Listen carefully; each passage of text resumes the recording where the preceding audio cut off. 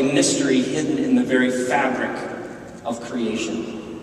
They spoke of a Christ who holds all things together. Not some things, all things. They spoke of a Christ from whom all things were made. A mystery, that's the word they use again and again and again, hidden in the very fabric of creation. Sometimes the Jesus story is told, specifically the cross and resurrection, as there came this point when the thing was just totally out of control and everybody was running around with their hair on fire, and God is like, what am I going to do? You go down there. That's very clever. Later you'll get it. That's very clever. Sometimes the Jesus story is told as like God cooked something up at the last minute to try and rescue this place.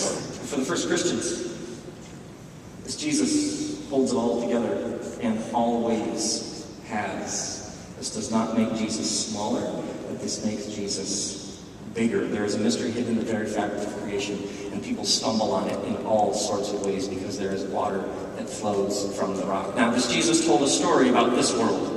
And for Jesus, and for a good first century Jewish rabbi, the story was always about this world. The story starts with this world, and the scriptures end with this world. This world is good because God invented wine. Yeah. Oh wait, where am I? Is that something to celebrate? Certain settings it's like woo, certain settings it's like that sort of inner. And actually the prophets use this image of wine. New wine will drip. Why? Because it is cultivation, it is proper relationship with the soil, it is friends, it is family, it is a long table. And so this story that Jesus tells, and this is absolutely critical to understanding the biblical trajectory, this story is about this world.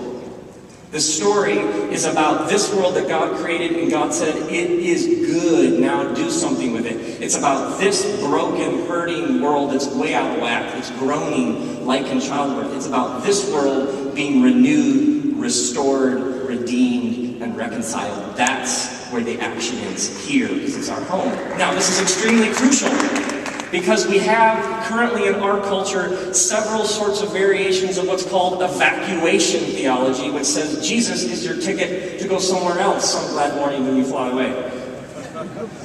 This is very, very dangerous, because if you understand spirituality fundamentally in terms of escape or evacuation, it can be easy to miss that Jesus' message was the kingdom of God is here. It's now. It's upon you. It's among you. It's within you.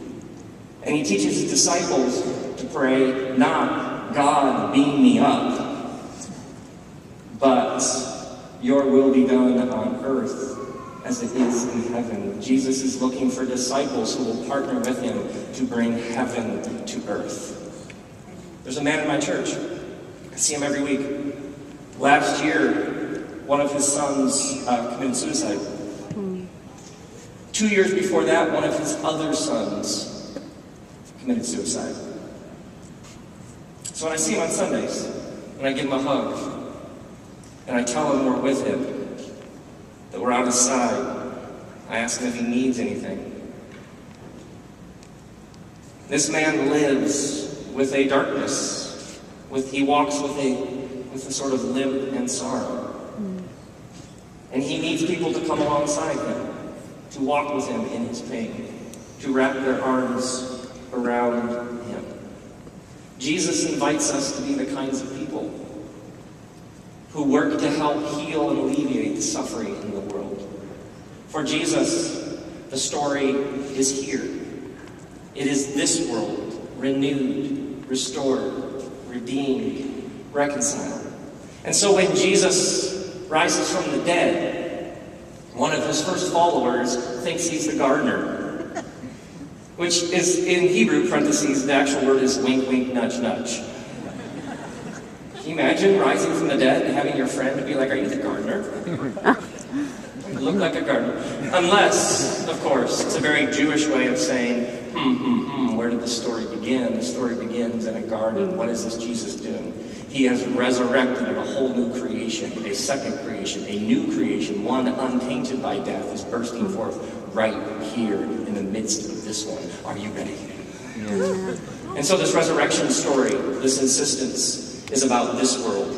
It is about recapturing this world. It is about God's affirmation that this world is good. And so Jesus announces that God is throwing a party. It is a story about here, and this God is on our side. Your conception of the divine is extraordinarily crucial. What is God like? Each week at our church, on Sundays, this woman comes up to me and she hands me a piece of paper. The piece of paper is half an 8 by 11, it's folded in half. And we have this little ritual we go through in which I open it up, and on it is a number. And the number is the number of days she last cut herself.